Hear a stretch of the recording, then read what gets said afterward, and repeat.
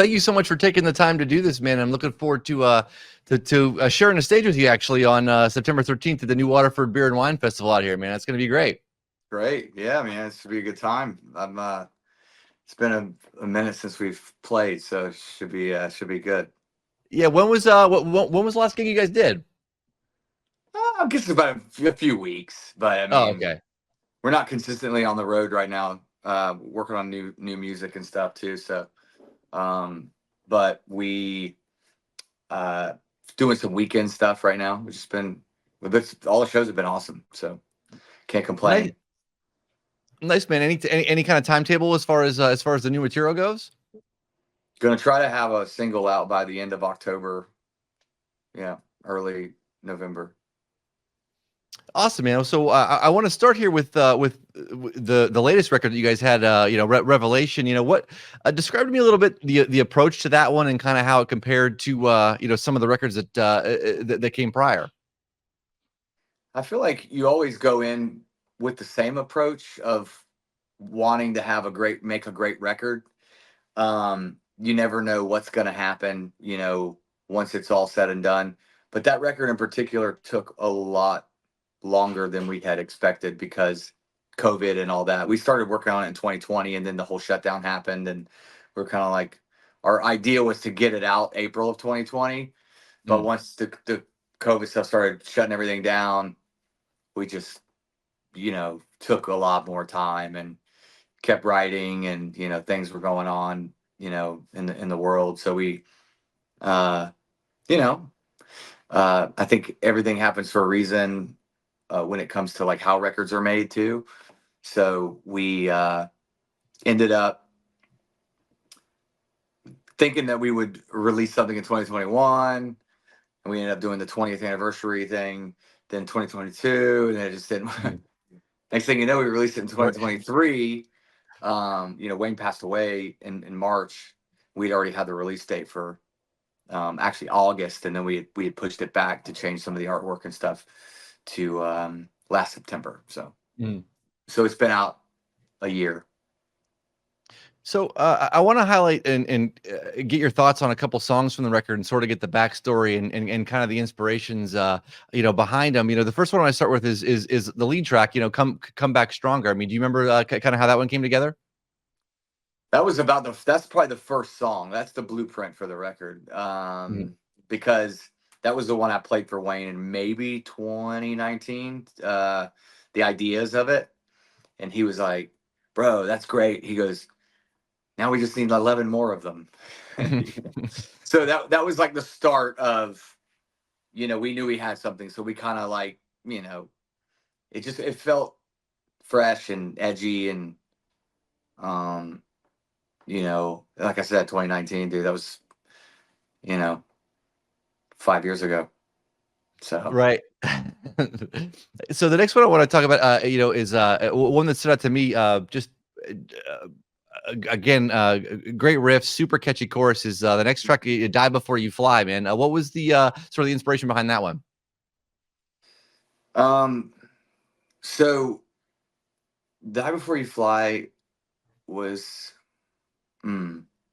about taking chances and not taking a chance, not letting people, get in your way.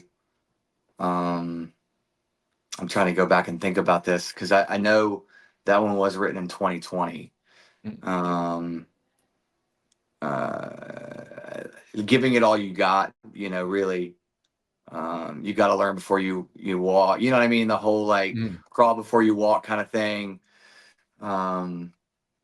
Just die before you fly. This is kind of just a reference of, I think that a lot of people can take things for granted, and you only get one life. You kind of need to embrace it, and just everything happens for a reason. So, the song, like I said, is super melodic. I mean, there's a ton of melody on throughout the record, and I read that you talked about Wayne having a really great ear for melody and stuff. What can you tell me about Wayne and what he brought to this record? This record in particular, I mean, was a lot of stuff that he brought to the table because he really wanted to. This was like one of those records. I don't think any of us thought it'd be his last, but you just could tell he, he was approaching 62. A lot of people didn't realize that. He was 59 when he passed, and he'd been doing this a long time. And this was just one of those records I felt like he really wanted to prove to people that he could riff and he could play, and he wasn't like a one trick pony. Because I don't remember who it was. Someone had said something to him about like, uh, a lot of the older Saliva riffs and a lot of the old stuff, you know, being really really great. And he came up with a lot of that stuff, and he had told them. I remember, I think it might have been an interview somewhere, and I remember him saying like, yeah, but I always felt like I was holding back. Like everyone always just wanted me to just keep everything super simple and super dumb, which is not necessarily a bad thing. You can get some great stuff out of that, but he always would say things like he never really felt like he could be himself in those first 10 years of what the band was doing, because he always had like labels and everyone telling you should dress this way, you should be like this, Mm. you need to write songs like Nickelback, and you're right, you know what I mean, or whatever was hot at the time. And I love Nickelback. He always felt like he was like in this box. And then when I got in the band, he would always say this to people in interviews, like, Bobby just kind of let me do and be who I wanted to be, and never held back anything. We'd be in the studio, and he's like, "Duh, you got to rip here, you got to solo here," and we'd work through it, man. We Mhm. definitely. I was a huge fan of his guitar playing and his style and his work, and this record in particular, I was like, man, we got to get a lot of that stuff, and we don't want it to sound like necessarily just old Saliva, that stuff you've already done. Let's make it sound fresh and different. Put a Mhm. unique approach on it. He really liked a lot of the industrial stuff too. Like he loved like Manson and Nine Inch Nails and things. So when you listen to like Crows and some of these other songs, you hear some like Toxic, some industrial elements and a lot of that stuff. So Mhm. Thanks, man. One more track that I wanted to kind of highlight is the album closer, Horizon, which is like a really big epic closer to the record. Do you remember this for the inspiration behind that one? yeah, man, that was one of those songs. It just kind of grew legs and happened on its own. We had these melodic ideas. I saw videos of him like here, like playing a lot of that shit, a lot of the soloing and stuff. It's crazy to watch, but just shows you how great he was on the spot. Mhm. Um, but Seattle, we were thinking Seattle. I was thinking like Temple of the Dog ish with the Mhm. riff and stuff. And we were huge '90s fans of like the Alice in Chains and a lot of the grunge stuff, but that one just had this feel, this whole like D major minor thing. It kind of Mother's Love Bone, Temple of the Dog kind of vibes, and we just kind of rolled with it, and it just became what it became. And the song's meaning, that's one of those too. Like it kind of hits close to home and had a lot more meaning once he passed. Because when we did the song, we were like, we're gonna make this track 12. It's got to be track 12, and something about him soloing at the end of the song and everything, like all that stuff, like was just meant to be and meant to happen, and uh, for that song. And then when he passed, it was kind of like, holy shit, this is real. Then when I listened to the song, I'm like, man, that's crazy to think about it and where we were when we wrote it, and like now it just has so much more meaning to it. So yeah, that's probably my favorite song, for sure, on the record, just because of that, and how the song came about and what it ended up being. So Mhm. I mean, have the songs, have those songs kind of taken on a different meaning, do you think? Have a lot of them taken on a different meaning kind of since his passing? yeah, because I could sit here for hours and tell you stories about each song and how we wrote it, how it became like him in this room, Mm, tracking. Like it's crazy because Die Before You Fly was didn't have a solo in it, right? It had a bridge part and it didn't have a solo. And I was like, I always felt like something was missing, and we were getting close to like going to mastering. Like everything was mixed and all. And I was like, man, there's something just missing to me in this song. And I couldn't figure out what it was. It was a guitar solo. That's what I was mm, like. So he came here and he tracked it. He tracked the solo, right, sitting right here. And like I posted it. No, and he died 5 days later. So that was the last thing he had done for the record, was mm, that solo. We had added the solo in the bridge. And so I mean there was a few years of just like we wrote 34 songs, and then we picked 12 for the record. And there's a lot of those songs that the other that didn't make it were great songs. I mean, there's some really good ones that we're going to do some stuff with too. It's just um we at the time we just felt like those 12 songs made sense. mm, And but yeah, that was, so a lot of times you would go back and retrack things or fix things or rewrite things. Or I was never the kind of singer or writer or lyricist that was like have to write a song over 5 months or something. I just kind of stick with the initial idea, and if it's good, then we'll just roll with it. mm, Sometimes I'll change a couple of things, but I don't really try to beat it up too much, because if you start doing that, then you're like, maybe it just wasn't good to begin with. So mm, mm. yeah. So, take me back to your start with Saliva. And I mean, when did that? I guess how did the job sort of first come? On your radar, and how did you end up with the group?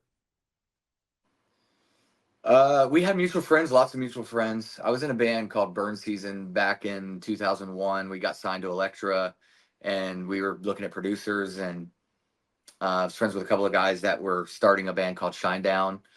I knew Jason. Well, Brent had moved from Shinedown, moved from Knoxville to Jacksonville, and Jason Todd and Brad Stewart were friends of mine at the time, and they were in this band. And they had met with Bob Marlette, who produced their first record, and he had come to Jacksonville to meet them. And my A&R guy set up a meeting for me to go have lunch with Bob after. So Shinedown was leaving the restaurant, and then I was walking in to meet Bob, Mm, which was really cool. And it's funny because he had done Saliva.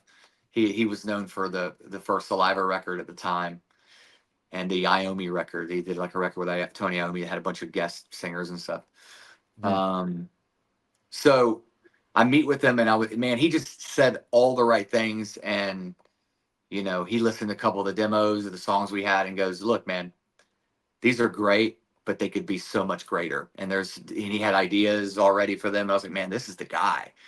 mm, So um, I'm kind of going way back into history, but there's this circle there, right?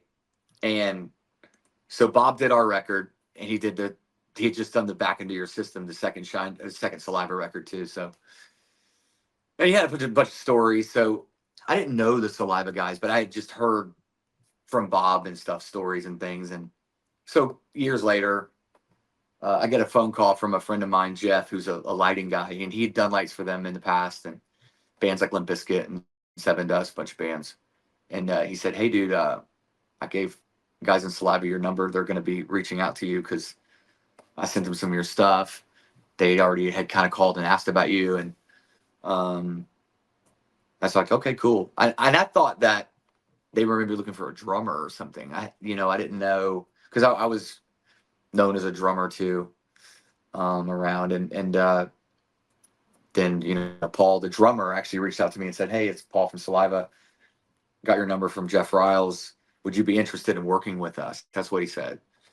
And then reach out to him, and that's kind of how it all started. It was no audition or anything like that. I think they were just looking mm, for someone to come in, and um, they wanted to keep the train going, but they also uh, they wanted to take a couple leaps and chances and try some different things. And I think when a new singer comes in, you know, it's kind of hard to just go back and do all the same stuff. You got to take some chances and try some things and see what works. Mhm. I can tell you that was over 13 years ago, and a lot has changed from then to now. And Mhm. I learned a lot. Learned a lot about myself. Learned a lot about the business. Learned a lot about um, how bands work and how touring life works, and things that were all new to me at the time. But Mhm. you know, I think that when I go back and think about it, you embrace opportunities that might come, and you just try to just be a good human and do the right thing. Not everyone's gonna like you. Not everyone's gonna like what you do, and you can't please everybody. You just got to go out Mhm. there and just give it your all, man. Go on stage and just kill it. And if you do that, people will talk about it, Mhm. whether they hate it or not. Mhm. So I've had the pleasure of interviewing Blaze Bailey and Ripper Owens on a number of occasions, and obviously Blaze famously replaced Bruce Dickinson in Iron Maiden. Ripper, replaced Rob Halford for a period in Judas and Priest. And they gave me their kind of challenges. yeah, When you're joining an yeah. established band, you know what I mean. But what's it been like in your case, man? What have been some of the challenges of replacing Josey and kind of making everything your own? I don't want In the Yeah, yeah. I don't want to throw him under the bus, but he's no Bruce Dickinson and he's no Rob Halford. So yeah, there's that. Let's go who ahead and is? just You know like what I get that mean? out of the way. Now he thinks he is, but he's not. So those dudes are extremely hard to replace. Yeah. Like it's very, very, very hard. And I like Ripper. I like that record that they did. Man, I remember Mhm. it was like Jugulator or something. Yeah, that was the It first one. Yep. was an awesome record. Mhm. And I don't know if I think people do give Ripper credit for a lot of that stuff. Now, when you talk about replacing Bruce Dickinson, I don't even know who it is or have no idea what you're talking about. Like, because I don't know, but the Ripper stuff I do remember and was more familiar with. But I think no matter what, any band you replace, so it's Van Halen. I mean, so Van Halen, David Lee Roth, they get Sammy Hagar. People hated it, even though it was good. Mhm. And then it was like you still had MTV, you still had things that were like the label was like, look, just write great fucking songs and we're not Mhm. gonna lose. And that's what they did. They wrote great fucking songs, man. So that's why it worked. Then it's like, okay, cool. All right, this isn't working out. Now we're gonna go get Gary Sharon. Now Yeah. fans are like, wait a second, dude. Hold on, hold up. Now you're throwing us for a loop. And it doesn't work the same. So Mhm. I think sometimes it works or it doesn't. I mean, there's been singers to come into bands and it just doesn't. And I think that you would know like right away if it's a good fit or not. Um, but I think when I came into the band, I never tried to be him. I never wanted to be him. Some Mhm. people would say that they thought there were similarities in the voice or whatever. But I mean, people think that I have similarities to like Chester's voice and other people singing, and I don't see. I mean, I can maybe hear some similarities, but I don't. I hear the difference. When I like track something or whatever, I can definitely hear the difference. But maybe subconsciously, when people are hearing the music of some of those bands, you kind of get familiar with a vocal or a sound or something. But um, I think when I came in, I just wanted to be myself and just do what I could do. I like writing songs. I like working in the studio. I like being on stage, and um, I'm diehard musician at heart, and you know, that was the approach. I think, and it doesn't always work when you take an approach of I've got to be this or I've got to be like this so people will like me. Mhm. People are going to like you or hate you either way. So it's like Coke, Pepsi. Mhm. So you gotta, I would think that me coming into the band, that was all it was. Just let's keep it alive and have some fun. Mhm. You know.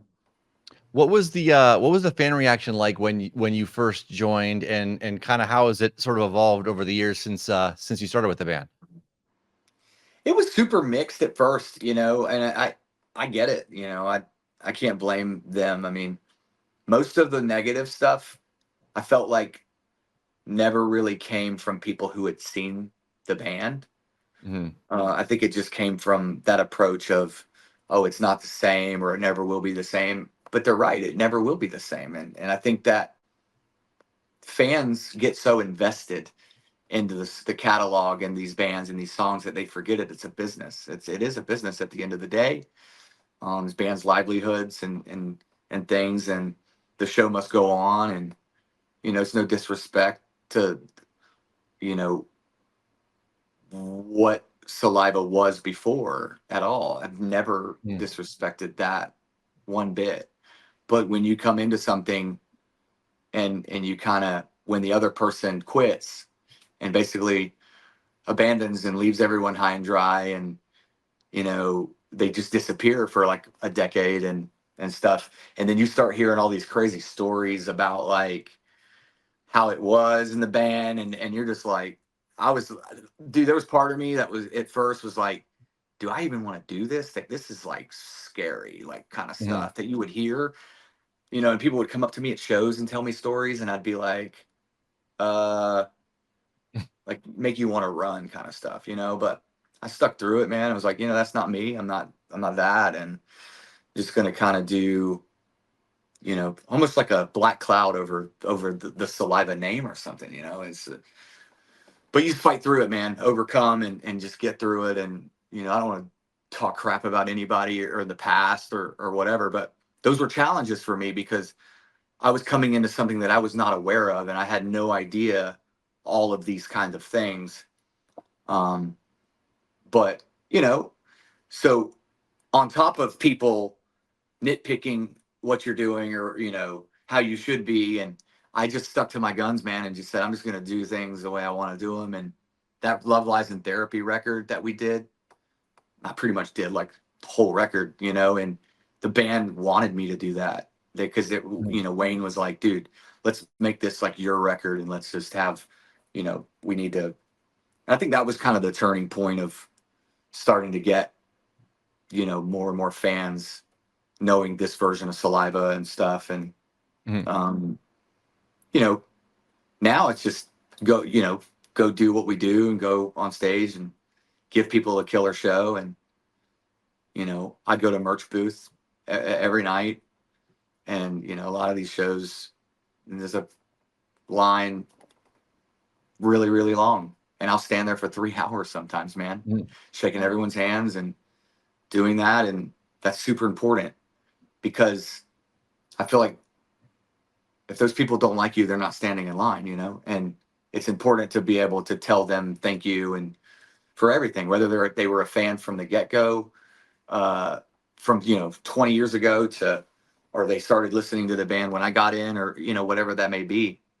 I mean, there's a lot of that, man. There's a ton of people that are like, I was never a Saliva fan before. Like I didn't, you know, I've had a lot of people say that about this latest record. Like they hear High on Me on the radio and they're like, that's not Saliva. There's no way.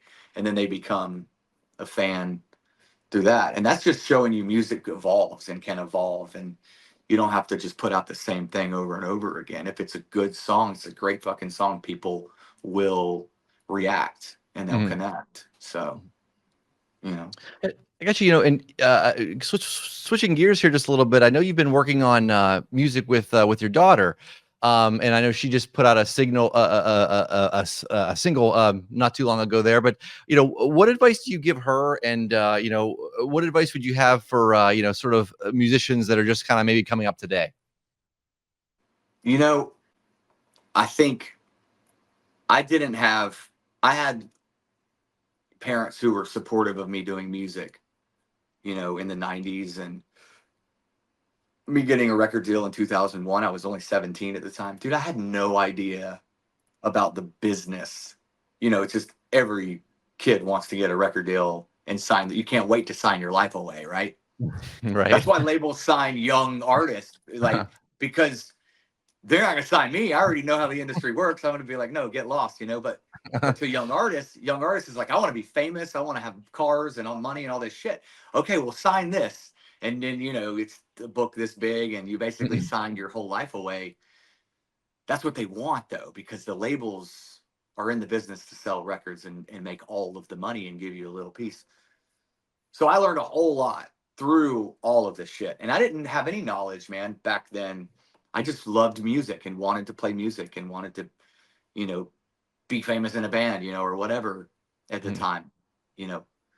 Then you learn about the industry and you kind of become a little jaded and you're like, oh man, this is just So when you have kids, last thing you really want to do is put your daughter in like the music business.